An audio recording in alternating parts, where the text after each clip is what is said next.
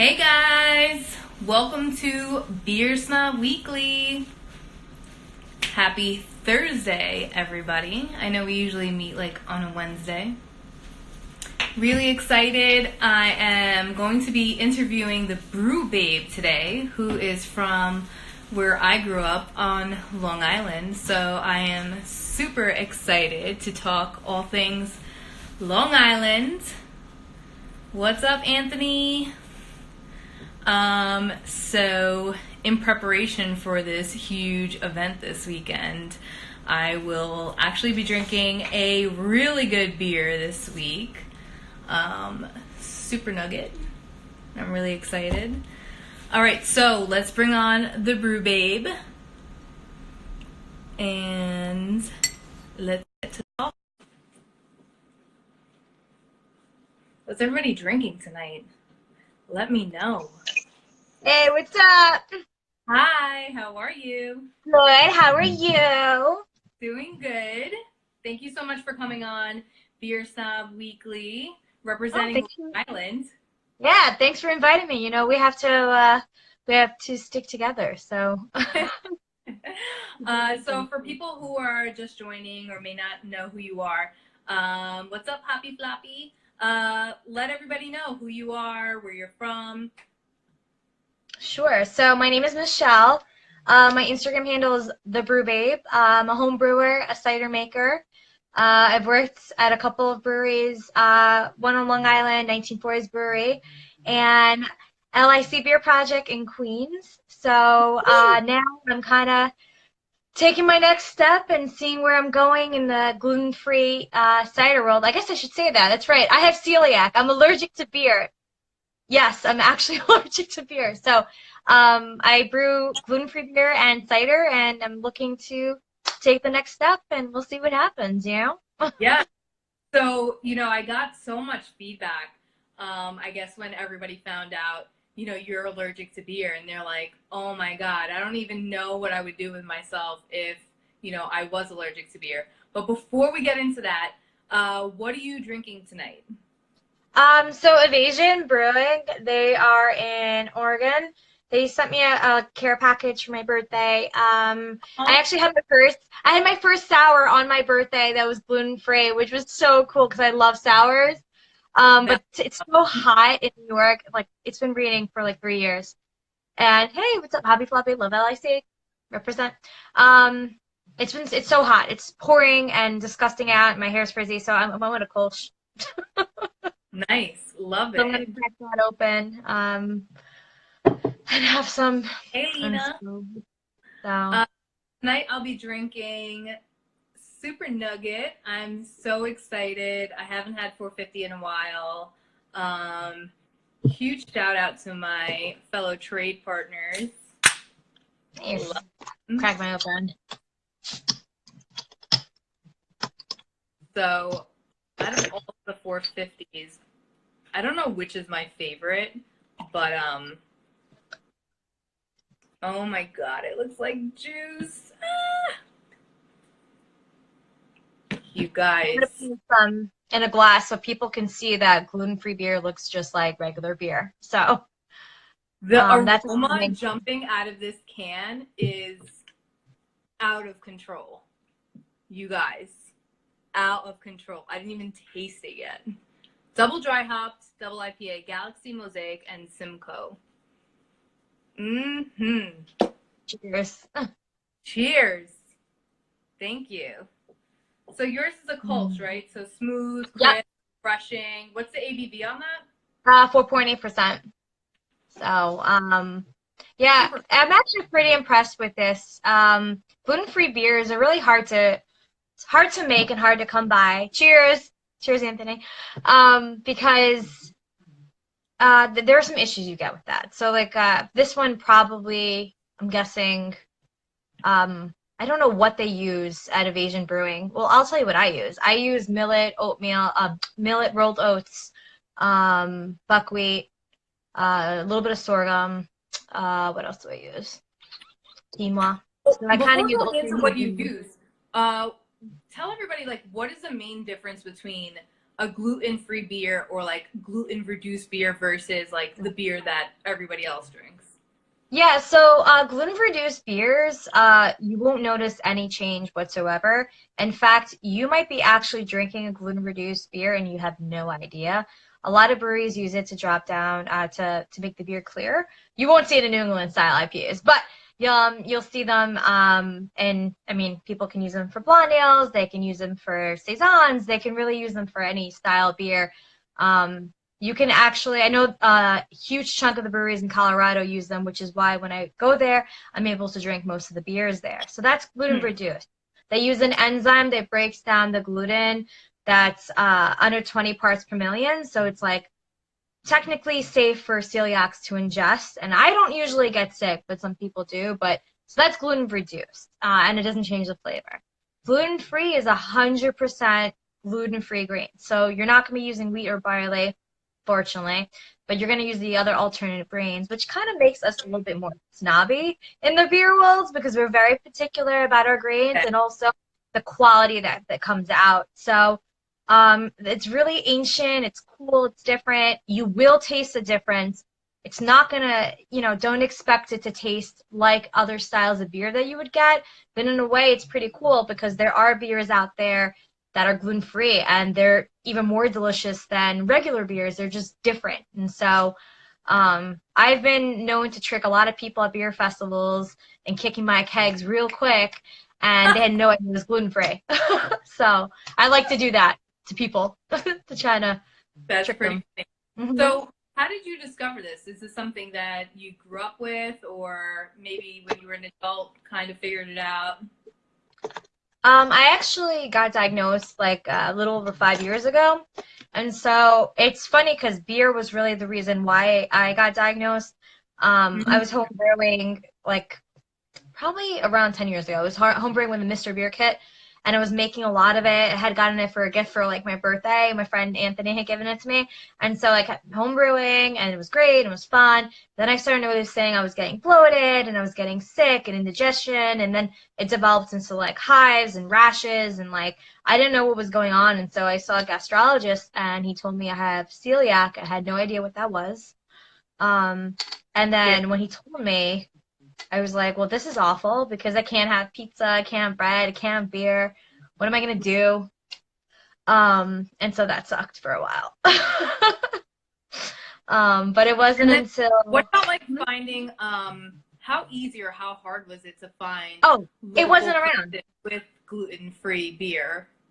So it wasn't available anywhere. Like my only two options were like Greens and Redbridge, and this is no offense to them. I just don't think they're quality beers as far as an option. And so I started getting to cider, which I hated, and I hated cider so much. And I learned there are actually so many different styles of cider as beer. And so that's why I was like, okay, this is a good alternative to have. Right. But I couldn't get that out of my head that I couldn't drink a beer. And so I made my first gluten-free beer, and it was garbage. It wasn't like it Like was all of our first tries. it was so sweet and like syrupy and flat at the same time. It was disgusting. It was so bad. I dumped it. And then I started like just using what I liked about certain grains. Like I understood like the qualities, and I said, Right. let me try it with these three, or let me try it with those two. And so my I usually do 4 or 5 different types of grains, and one of them I was lucky enough to I submitted to the national homebrew competition, and I was lucky enough to place as a finalist. So that's right, How gluten-free beers. awesome There's is some that? regular beers out, and that's right. Gluten-free That's beers do not so suck. cool. That had to be like Yeah.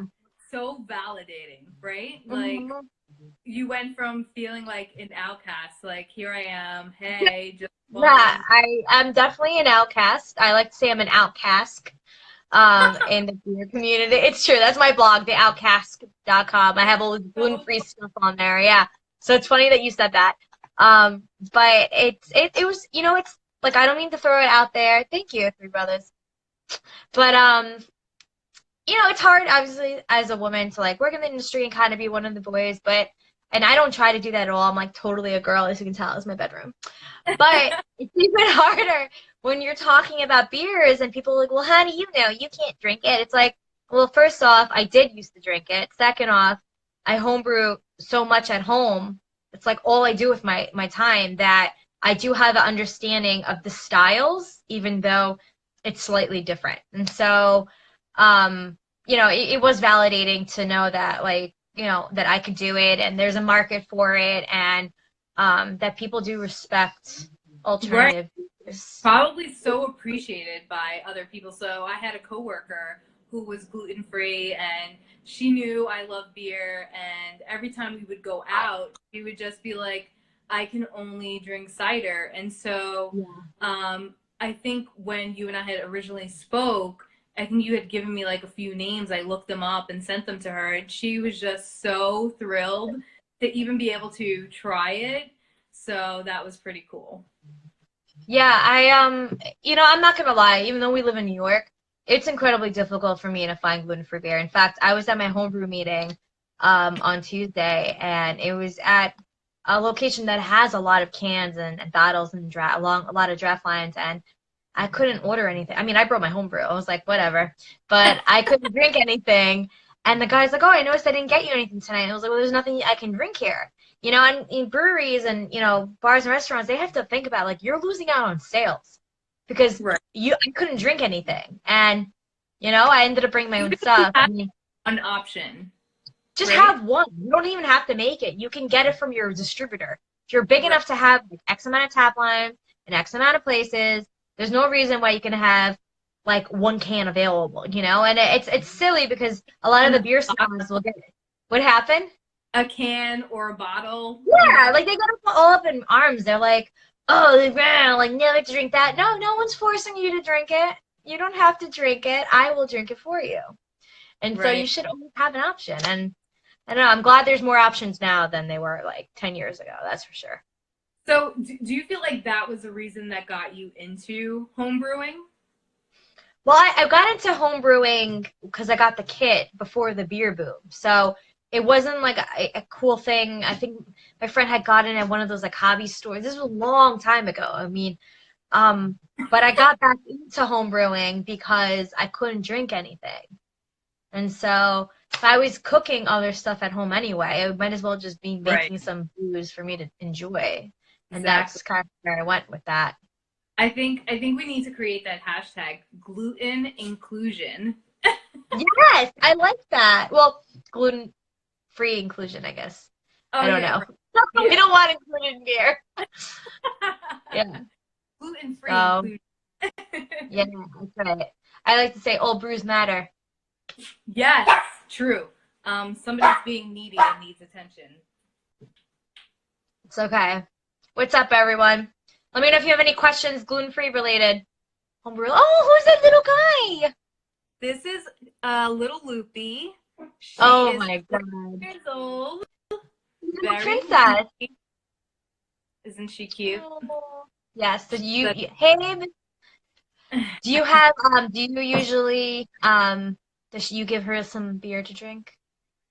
no, but there's been a few times where we're having like Baileys or something, and she'll, steal some and then fall off the couch, but she's fine. Yeah. Yeah, we try to keep them away. All right, any gluten-free stouts you get to enjoy? Yeah, is there any kind of like exclusion of like? Somebody asked for a suggestion. So if you go to theoutcask.com, scroll all the way down. I mean, have a lot of like chock full of information on there. It's just homebrew information, events. I always post about homebrew competitions. They're really important. Interviews that I do. But also I have a master list on there. So there's about like 25 gluten-free, 25 breweries that offer gluten-free or gluten-reduced beers in the entire country, which isn't a whole lot. But the market, when they're expecting the market to go up 11% in the next year, which is like huge. And so I think people are seeing there's a call for it. Stouts, I like Holiday, a Riva Stout. They're out of Colorado. Out of Jersey, it's the part it's sold. They make, I think, Rick Rolled. It's like an oatmeal stout. I love it. It's so good. And I like stouts in like 90-degree weather. I don't even care. It's so good. I was drinking like all year. What else? So those are like my top two, I guess, stouts. There's a dark ale actually by Groundbreaker. They're out on the West Coast. They make their beer out of walnuts. Like what? Like it's crazy. So I don't know. I know you guys. I know most of your followers are.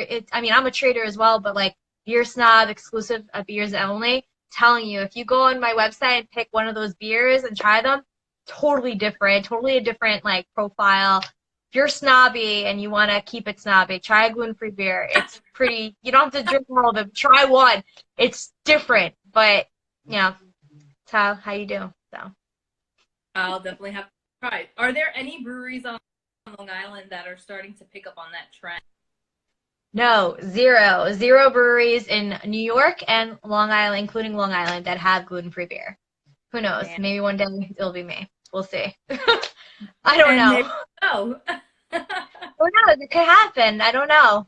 But you know, I do have I always have gluten-free beer at festivals. So if you're from New York and you want to go to a festival, I'll have beer. If you can't get to the festival, I've bottled a lot of them and just like sent them out for free, just so people can enjoy them, just because it's like important, you know.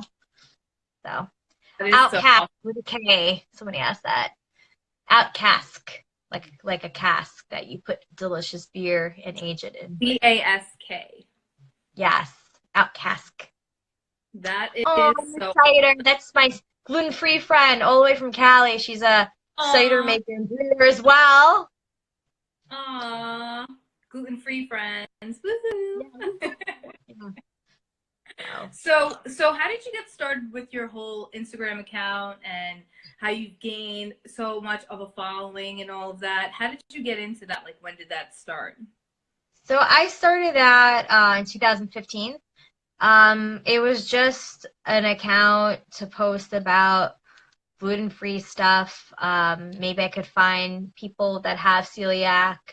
I started posting it, and then someone wrote an article. They interviewed me in New York about just because my whole thing is like I'm allergic to beer, but I can't stay away. So someone wrote an article about it, and then someone asked me to do like a video interview and a TV interview and then radio interview, and it kind of just took off, and it wasn't meant to be like I didn't really expect it to be anything, and I guess people just found a lot of information about living as a celiac, and it kind of just took off. I know it's not really an exciting story, but it just kind of snowballed. And before I was being invited to go to conferences, and now I judge ciders, and I'm going to school for it. And it's just kind of like, you know, I'm hoping to go to brewing school at Cornell. So like, it's like, woo. That is so awesome, though. Like something that you thought was like damaging almost, and it grew into, you know, like an educational tool and like spreading the word and making sure that other people know that, hey, there are options and all that is amazing. Yeah. And it wasn't you intended on doing it. I think that's yeah, no, it was just kind of a way for me to connect. I had no idea like it would affect so many people. Like I get questions about celiac all the time, even though I have it on my website and on the highlights on Instagram. But I still answer them just because it's information and people should know about it. I get questions from breweries about it. Right. But I mean, in a way, if I didn't have celiac, I probably wouldn't have started an account because I don't have any personal accounts. It's just the Brew Babe and what the Brew Babe's doing and this whole side of me, the beer and cider side of me. And I wouldn't have started that if I didn't have an illness, I guess. I mean, I would have kept brewing, but it wouldn't have been anything for me to post about, I guess. I don't know. Such a great story. We are almost out of time, though. I can see Instagram starting to do its fuzzy thing because you're kind of in and out to me right now. So let's end it there. Thank you so much for coming on. I truly think your story is so inspirational, and we'll post something afterwards and just shout out your website, and hopefully, you know, people will be able to go to your website and learn a little more, get some tips. You know, I'm sure everybody that's watching right now knows at least one person that is gluten-free and that always feels like, you know, they're left out and they can't drink. So I do really appreciate you coming on. Long Island represent.